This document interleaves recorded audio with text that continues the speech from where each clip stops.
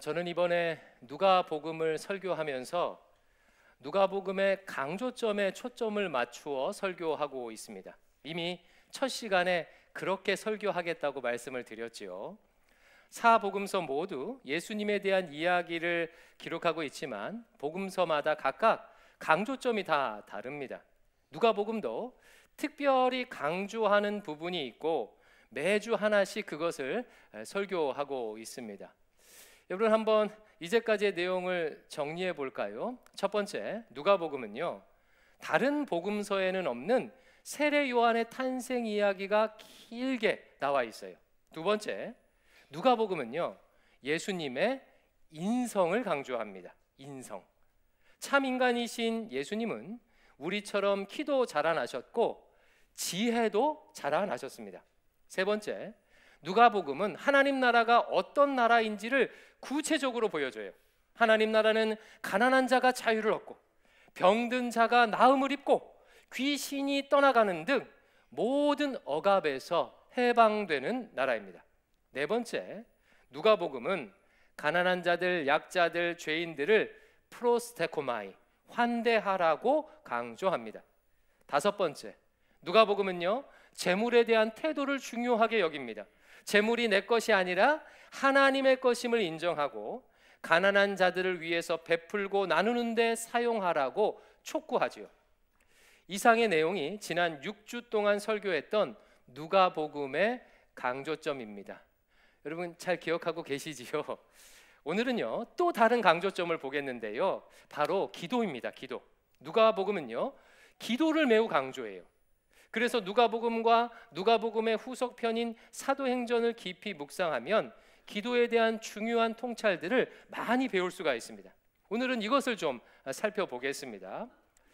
누가복음의 기도에 대한 강조점은 총 세 가지로 정리할 수가 있는데, 첫 번째는요, 누가복음은 예수님께서 기도하시는 모습을 많이 기록하고 있어요. 몇 가지 예를 들어보겠습니다. 누가복음 3장 21절 같이 한번 읽어볼까요? 시작. 백성이 다 세례를 받을새 예수도 세례를 받으시고 기도하실 때에 하늘이 열리며. 다른 복음서들은 예수님께서 세례 요한에게 세례 받으실 때 기도하셨다는 언급을 하지 않습니다. 반면 누가복음은 예수께서 기도하셨음을 말해요. 누가복음 5장 16절 예수는 물러가사 한적한 곳에서 기도하시니라. 수많은 병자들이 몰려올 때 주님은 물러가셔서 한적한 곳에서 기도하셨습니다. 반면 다른 복음서에서는요, 연속해서 사역한 것처럼 기록하고 있어요. 누가복음 6장 12절 13절 이것도 같이 한번 읽어보겠습니다. 시작. 이때 예수께서 기도하시러 산으로 가사 밤이 새도록 하나님께 기도하시고 밝음에 그 제자들을 부르사 그 중에서 12를 택하여 사도라 칭하셨으니, 예수님께서는 제자들을 세우시기 직전에 밤새도록 기도하셨습니다. 이 모습도 누가복음만 기록하고 있어요. 심지어 예수님은 십자가에 달리셨을 때도 기도하셨어요. 주님은 십자가 위에서 자신을 비난하는 사람들을 향해서 아버지, 저들의 죄를 사하여 주옵소서라고 최후까지도 기도하셨습니다. 이 기록도 역시 누가복음에만 나옵니다. 이 밖에도 여러 구절이 있는데 시간 관계상 생략하겠습니다. 그러면 여러분, 왜 누가복음은 예수님께서 기도하신 모습을 강조해서 기록하고 있는 것일까요? 그 이유는 참 인간이신 예수님께서 친히 기도의 본을 보여주심으로 하나님 나라의 일은 기도로 감당하는 것임을 알려주기 위해서입니다. 그래서 그분을 따르는 제자들 역시 기도할 것을 가르치시기 위해서예요. 예수님은 중요한 사역을 앞두고 항상 먼저 기도하셨습니다. 공생애를 시작하시기 직전에, 제자들을 세우기 전에, 변화산 위에서 십자가를 지시기 전에, 그리고 운명하시기 직전까지 먼저 기도하시고 사명을 감당하셨어요.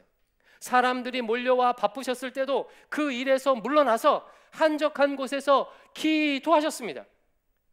주님께서 사명을 감당할 수 있었던 비결이 기도에 있었음을 보여주는 것입니다. 실제로 누가복음의 후속편인 사도행전을 보면 제자들은 예수님의 기도의 본을 그대로 따라해요. 예수님의 제자들은 하나님의 일을 감당하기 전에 예수님처럼 먼저 기도했습니다. 120명의 성도들이 모여서 먼저 기도할 때 성령께서 임하셨어요. 성도들이 모여서 기도함으로 사도들이 갇혔던 감옥문이 열렸습니다. 베드로가 먼저 기도할 때 하늘에서 보따리가 내려오는 환상을 보고 이방인 고넬료에게 가서 복음을 전했습니다. 바울이 기도함으로 죽은 유두고가 살아났습니다. 주님은 친히 기도의 본을 보여주심으로 하나님 나라의 일은, 하나님 나라의 역사는 기도로 이루어지는 것이니 너희도 기도하라 라고 가르쳐 주신 것입니다. 지금 우리 교회는 장로님을 선출하기 위한 과정을 진행하고 있죠. 이번부터 장로 후보 자격 중에는 예전에 없던 자격 조건이 하나 생겼습니다. 금요 기도회 50% 이상 참석하신 분이 후보가 될 수 있는 자격이 있어요. 과거 주일 오후 예배가 있었을 때는 주일 오후 예배 참석이 자격 조건이었는데 오후 예배가 없어지면서 금요 기도회로 바꾸었고요. 작년 공동의회 때 규정을 개정했습니다. 우리 교회가 중직자 후보 기준에 금요 기도회를 참석 조건으로 한 이유는요, 단지 오후 예배 대신에 금요 기도회를 대체하기 위해서가 아닙니다. 여러분 왜 그렇겠습니까? 하나님 나라의 사역에 있어서, 하나님 나라의 일에 있어서 무엇보다 중요한 것이 무엇 때문이기 때문입니까? 기도이기 때문이에요. 사실은요, 교회 일, 그 교회 일은요, 그 자체만으로만 보면 대부분의 일은 기도가 없이도 충분히 할 수 있는 것처럼 보입니다. 굉장히 막 전문적이고 그런 일은 몇 가지 안 돼요. 한 2년 정도만 교회 생활을 적극적으로 하면서 교회 봉사를 배우게 되면요, 웬만한 봉사는 충분히 감당할 수 있을 것처럼 보여요. 그런데 여러분, 섬겨보신 분들은 아시죠? 막상 해보시니까 어떻습니까? 하나님 나라의 일은 기도하지 않고는 할 수 없다는 것을요, 정말 뼈저리게 느끼셨을 거예요. 기도하지 않는다는 것은 그냥 내 경험으로, 내 힘으로 한다는 뜻인데, 하나님 나라의 일은요, 절대로 그렇게 할 수가 없습니다. 사탄 마귀가 끊임없이 우리를 넘어뜨리려고 하기에 기도하지 않으면 사탄의 공격에 쉽게 무너져요. 마음이 상할 일을 만나게 되고 시험에 들 일을 만나게 돼서 이 봉사를 계속해야 하나 고민에 빠지는 경우가요, 정말 부지기수로 있습니다. 또 기도를 하지 않으면 영적인 열매도 맺을 수가 없습니다. 비신자들은 어떤 일을 할 때에 그 일을 통해 경제적인 이득이 있거나 그 일을 통해 내게 무슨 유익이 있으면 그것만으로도 그 일에 가치를 부여할 수 있습니다. 하지만 하나님 나라의 일은요, 하나님의 뜻이 이루어지지 않으면 어떤 이익이 남는다고 할지라도 아무 소용이 없는 것입니다. 그런데 그냥 봉사하고 그냥 일해서는 하나님의 뜻을 이룰 수가 없지요. 하나님 나라의 일은요, 내가 하는 것이 아니라 하나님께서 친히 하시는 일이에요. 그래서 하나님 나라 일입니다. 나의 역할은 일하시는 하나님의 통로가 되는 것입니다. 그러므로 하나님께서 나를 통해 역사하시도록 기도할 때 열매를 맺을 수가 있고, 기도할 때 하나님의 뜻을 이룰 수가 있는 것입니다. 이번에 이런 분들이 장로님으로 세워졌으면 좋겠습니다. 겸손히 하나님 앞에 무릎 꿇고 기도할 수 있는 분, 기도의 자리를 사모하고 기도의 본을 보일 수 있는 분, 교회와 성도들의 기도 제목을 알고 먼저 기도로 사역할 수 있는 장로님이 세워질 수 있기를 주의 이름으로 축원합니다. 여기 계신 모든 분들도 마찬가지예요. 기도로 사명을 감당하십시오. 여러분, 누구도 기도하셨습니까? 예수님도 기도하셨어요. 예수님도요. 기도 없이 하나님의 일을 하겠다는 것은요, 공부는 하지 않은 채 서울대 가겠다는 말보다 더 이상한 말입니다. 먼저 기도하십시오. 일하기 위해서 기도하지 마시고 기도로 일하시기 바랍니다. 하나님께서 그 기도를 통해 역사하실 것입니다. 두 번째, 누가복음은요, 기도의 응답으로 성령의 임재하심을 강조해요. 굉장히 독특한 부분인데요, 기도의 응답으로 성령의 임재를 강조해요. 몇 가지 사례를 보겠습니다. 조금 전 예수님께서 세례를 받으실 때 기도하셨다는 말씀을 우리 같이 함께 읽었지요. 그 기도 응답으로 어떤 일이 일어났을까요? 다시 한번 보겠습니다. 누가복음 3장 21절 22절 읽어볼까요? 시작. 백성이 다 세례를 받을새 예수도 세례를 받으시고 기도하실 때에 하늘이 열리며 성령이 비둘기 같은 형체로 그의 위에 강림하시더니, 예수께서 기도하실 때 성령께서 임재하셨어요. 누가복음 11장에 보면 구하라, 찾으라, 두드리라 라고 하는 유명한 기도의 가르침이 나옵니다. 근데 그 결론으로 예수님께서 이렇게 말씀을 하셔요. 이것도 같이 읽어볼까요? 11장 13절 시작. 너희가 약할지라도 좋은 것을 자식에게 줄 알거든 하물며 너희 하늘 아버지께서 구하는 자에게 성령을 주시지 않겠느냐. 비슷한 내용이 마태복음에도 나오는데요, 마태복음에서는 하물며 너희 하늘 아버지께서 구하는 자에게 좋은 것으로 주시지 않겠느냐라고 좋은 것을 주실 것이라고 하는 반면에 누가복음에선 무엇을 주실 것이다? 성령을요.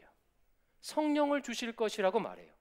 이 밖에도 누가복음과 사도행전에서는 예수님과 제자들이 기도할 때 성령의 역사가 나타나는 것을 자주 보여줍니다. 여러분, 그러면 생각해 보세요. 자, 우리가 기도하고 간구할 때 하나님께서 우리의 기도와 간구대로 응답해 주실 것이다 라고 하지 아니하고 성령을 주시겠다, 성령께서 역사하시겠다고 하는 것은 무슨 의미일까요? 이건 무슨 의미일까요? 이것의 의미는요, 하나님께서 기도의 응답으로 하나님 자신을 주시겠다는 뜻입니다.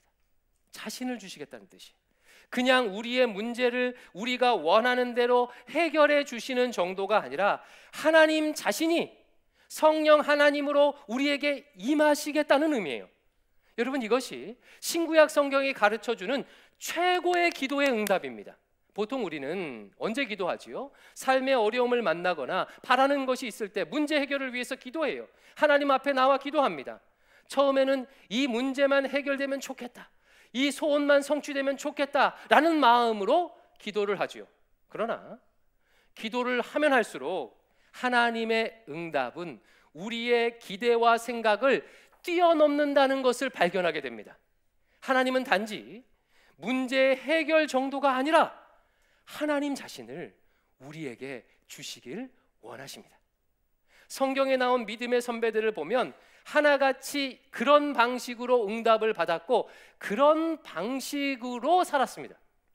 예를 들어 아브라함의 경우를 한번 보십시오. 여러분, 아브라함의 가장 큰 기도 제목이 뭐였습니까? 아들. 자신의 대를 이을 아들 하나를 얻는 게 기도 제목이었잖아요. 그러나 하나님께서 아브라함에게 주신 응답은 그것을 초월했어요. 먼저 이렇게 약속하십니다. 창세기 15장 1절 이후에 여호와의 말씀이 환상 중에 아브라함에게 임하여 이르시되 아브라함아 두려워하지 말라 나는 내 방패요 너의 지극히 큰 상급이니라. 나는 네 방패다. 하나님 자신을 아브라함에게 주시겠다고 먼저 약속하셨어요. 그리고 나서 자손 주시겠다는 약속을 하시고 조약을 맺습니다. 오랜 기간에 걸쳐서 아브라함이 하나님을 온전히 소유하게 되자 그리고 나서 하나님께서는 이삭을 주셨습니다. 출애굽한 이스라엘 백성도 마찬가지예요. 하나님께서 이스라엘을 바로 가나안에 보내지 않고 광야 40년을 보내게 하신 이유는요, 이스라엘이 먼저 하나님을 소유하도록 하기 위해서였습니다. 이스라엘이 마침내 하나님을 응답으로 받자 그 다음에 가나안 땅에 입성할 수 있었던 거예요. 하나님의 기도 응답의 우선순위는 언제나 하나님 자신을 먼저 주시는 것입니다. 여러분, 다윗은요, 누구보다도 기도 응답을 많이 체험했던 인물이죠. 이런 다윗이 시편 23편 1절에서 이렇게 고백을 합니다. 유명하죠. 여호와는 나의 목자시니 내게 부족함이 없으리로다. 그는 최고의 기도 응답이 목자 되신 하나님 자체를 얻는 것임을 수많은 우여곡절을 겪으며 깨달았고, 그것을 시편 23편에 노래한 것입니다. 여러분, 신앙이 어렸을 때는요, 이 의미를 잘 몰라요. 초신자 때는요, 이 의미를 잘 모릅니다. 하나님께 기도를 해도 하나님은 멀리 계시고 그 멀리 있는 초월하신 하나님께서 내 문제를 해결해 주시는 것처럼 생각하면서 기도를 합니다. 그러나 신앙이 자라고 기도가 깊어지게 되면 하나님의 기도 응답은 그 이상임을 깨달아요. 하나님께서는 자신을 우리에게 주시길 원하시며 하나님을 소유하는 것이 최고의 기도 응답임을 알게 됩니다. 여러분, 왜 그렇겠습니까? 전지전능하신 하나님께서 함께 하시기만 하면 어떤 환경과 상황에서도 하나님의 선하신 뜻이 반드시 이루어지기 때문입니다. 그래서요, 참된 기도는 문제 해결을 위해서 기도를 시작했더라도 언제나 하나님을 소유하는 것으로, 하나님을 얻는 것으로 기도가 마무리되는 거예요. 만약에 기도할수록 내 바람이 커지고 내가 정해놓은 기도의 결과가 더 간절해진다면 그것은 길에서 벗어난 기도입니다. 내 정성으로 하나님을, 신을 조종하려고 하는 것이지요. 참된 기도는 기도할수록 나는 죽고 성령 하나님께서 나를 더욱 다스리게 되는 기도예요. 성령님께서 내 삶을 온전히 다스릴 때 누가복음과 사도행전에 나온 놀라운 역사들이 그의 인생에, 그의 사역에 자연스럽게 따라오게 되어 있는 것입니다. 바라기는 이런 기도의 은혜를 누리기를 주의 이름으로 축원합니다. 기도를 통해 먼저 하나님을 소유하십시오. 성령의 충만함을 받으세요. 내 안에 욕망과 집착, 두려움은 작아지고 하나님의 뜻이 드러나는 은혜를 누릴 수 있기를 바랍니다. 마지막 세 번째로요, 누가복음은 하나님께서 우리의 기도에 반드시 응답하신다는 것을 강조해요. 여러 비유를 통해서 반복해서 그것을 강조합니다. 오늘 본문이 대표적으로 이를 잘 보여주는데요, 예수님께서 제자들에게 기도를 가르쳐 주시기 위해서 비유 하나를 드셨어요. 2절 말씀 같이 읽어볼까요? 시작. 이르시되 어떤 도시에 하나님을 두려워하지 않고 사람을 무시하는 한 재판장이 있는데, 여러분, 비유의 시작부터 극단적입니다. 어떤 도시에 재판관이 있었는데 어떤 사람이에요? 하나님을 두려워하지 않고 사람을 무시한대요. 율법은 하나님을 사랑하고 이웃을 내 몸과 같이 사랑하라고 가르치는데 이와 정반대인 재판관인 거예요. 그러니까 한마디로 유대 사회에서 가장 악한 재판관을 비유로 지금 들고 있는 것입니다. 3절 말씀. 그 도시에 한 과부가 있어 자주 그에게 가서 내 원수에 대한 나의 원한을 풀어주소서 하되, 또 다른 극단의 인물이 나옵니다. 과부는 유대 사회에서 가장 가난하고 가장 힘없는 사람을 상징해요. 1세기 유대 사회에서 여성은요, 여성의 권리는 남자에 의해서 보장을 받습니다. 그러니까 아버지가 있든지 아니면 남편이 있든지 성인된 아들이 있어야 권리를 보장받을 수 있었어요. 그러나 이 과부 여성에게는 자신의 권리를 지켜줄 어떤 남자도 집안에 없었습니다. 이러다 보니까 주변에 있던 대적자들이 그녀를 함부로 대했던 모양이에요. 성경은 구체적으로 어떤 억울한 일을 당했는지는 기록하고 있지는 않지만 아마 이 비유를 들었던 당시 사람들은 다양한 상황들을 쉽게 상상할 수 있었을 것입니다. 아무 의지할 데가 없었던 과부는 아주 악한 재판관에게 가서 자신의 상황을 털어놓고 하소연을 해요. 그러나 악한 재판관이 귀를 기울일 리가 없지요. 들은 채도 안 합니다. 그렇게 무시하고 있는데 이 과부가 계속해서 찾아오는 거예요. 또 찾아오고 또 찾아오고 잊을만 하면 또 찾아오고. 그러자 재판관이 이렇게 결심합니다. 5절 말씀. 이 과부가 나를 번거롭게 하니 내가 그 원한을 풀어줘야 되겠다. 그렇지 않으면 늘 와서 나를 이렇게 괴롭게 하리라.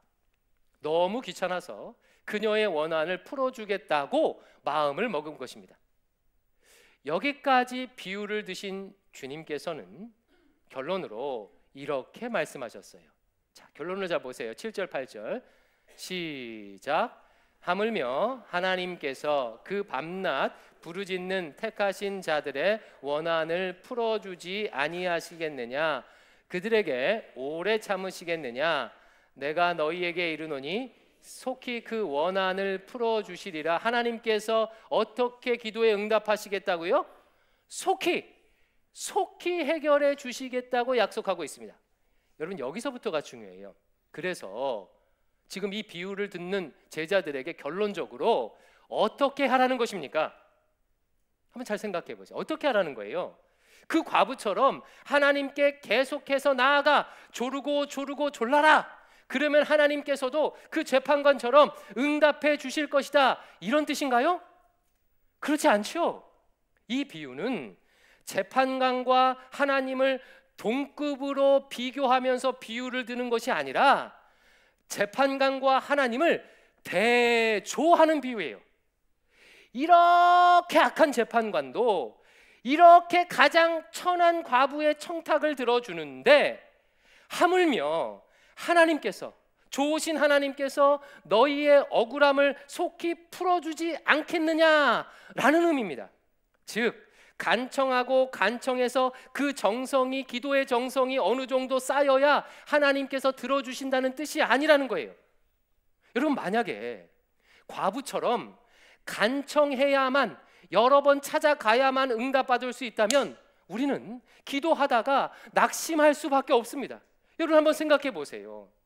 어느 정도 정성을 다해야 하나님의 마음을 움직일 수 있을까요?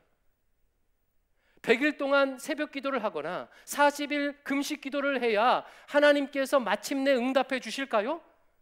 어느 정도까지 하나님께 나와야 그래, 이제 되었다, 내가 네 기도에 응답해 줄게, 이렇게 하실까요? 만약에 이런 식으로 정성을 다해야만 기도에 응답받을 수 있다면요, 우리는요 기도하다가 낭망할 수밖에 없습니다. 이 비유는 그런 의미로 주신 비유가 아닙니다. 1절을 같이 읽어볼게요. 1절 시작.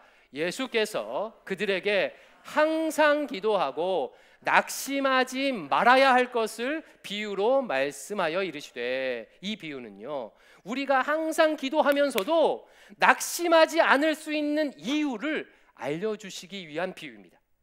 이 파렴치한 재판관도 천대받았던 과부의 요청을 귀찮아서라도 응답해 주시는데 하물며 그 좋으신 하나님께서 택한 백성의 간구에 속히 응답해 주시지 않겠느냐? 정성이 쌓여서가 아니라 우리가 그분의 자녀이기에 반드시 응답해 주신다는 것입니다. 제가 얼마 전에 노진준 목사님의 설교에서 그린웨이 선교사님의 사연을 들은 적이 있습니다. 그린웨이 선교사님은 멕시코에서 선교 사역을 하셨는데요, 어느 날 어린 멕시코 여자아이가 울면서 자기 집에 찾아온 거예요. 아이를 살펴봤더니 몸에 맞은 자국이 선명하게 있었어요. 이 여자아이는 그 동네에서 유명한 술 주정꾼의 딸이었는데 하도 가정폭력을 많이 당해서요, 이 집 저 집 도망을 다녀야 했고, 그럴 때면 이 아이의 아버지는 자신의 딸을 숨겨준 집에 가서 그 집에 가서 해코지를 했다고 합니다. 그 바람에 동네 사람들조차 이 여자아이를 숨겨주기를 꺼려하는 지경에까지 이르렀대요. 그래서 이 여자아이가 어디 도망갈 데가 없으니까 그 외국인 미국 선교사의 집에까지 지금 도망을 온 거예요. 그린웨이 선교사님이 이 사정을 알고 나니까 그냥 밥만 먹여서 돌려보낼 수가 없잖아요. 그래서 가족들과 상의를 했습니다. 이미 그에게 4명의 딸이 있었는데 이 아이를 자신의 5번째 딸로 입양할 것인지에 대해서 가족들과 의견을 나누었고 가족들 모두 그렇게 하자고 흔쾌히 찬성을 했습니다. 그래서 여러 가지 법적 절차와 우여곡절 끝에 마침내 이 여자아이를 자신의 5번째 딸로 입양을 했습니다. 이제 이 아이는 안전한 환경에서 자랄 수 있게 된 것이지요. 또 가족들도 특별히 관심과 사랑을 이 아이에게 쏟았다고 합니다. 선교사님은 매일 아이가 잠들기 전에 그 아이의 머리맡에 앉아서 기도를 하면서 이렇게 말씀하셨대요. 이제 내가 네 아빠란다. 무엇이든지 필요한 것이 있으면 아빠에게 이야기하렴. 아빠가 할 수 있는 모든 것을 다 해줄 거야. 그러나 이 아이는 부탁을 하기는커녕 아빠라는 소리도 한 번도 하지 않았대요. 항상 주눅이 들어서 생활했다고 합니다. 여러분, 그 여자아이의 마음이 충분히 왜 그랬을지 공감이 되시지요. 그 후로 어느 정도 시간이 흘렀습니다. 어느 날 선교사님께서 서재에 있었을 때였어요. 그 여자아이가 그 서재문을 열고 들어와서 뭔가 할 말이 있는 것처럼 쭈뼛쭈뼛 거렸습니다. 무슨 일이니? 뭐 필요한 게 있니? 선교사님께서 환하게 웃으며 물었어요. 그러자 그 여자아이가 아주 쑥스러운 듯 더듬거리며 말했습니다. 아빠, 신발끈이 다 떨어졌어요. 신발끈이 필요해요. 선교사님은 그 말을 듣는 순간 돌아앉아서 펑펑 울으셨대요. 드디어 이 아이가 나를 아빠라고 불러주셨다는 그 사실에 너무나도 감사해서 감격해서 엉엉 울었다고 합니다. 사랑하는 성도 여러분, 우리 하나님은요, 불의한 재판관은 물론이거니와 그린웨이 선교사님보다도 비교할 수 없을 정도로 좋으신 하나님이십니다. 우리가 하나님을 향해서 아빠라고 부르기만 하면 언제든 응답할 준비가 되어 있으신 분이에요. 그냥 응답하시는 정도가 아니라 조금 전에 살펴봤듯이 자기 자신을 우리에게 내어주시는 그런 분이십니다.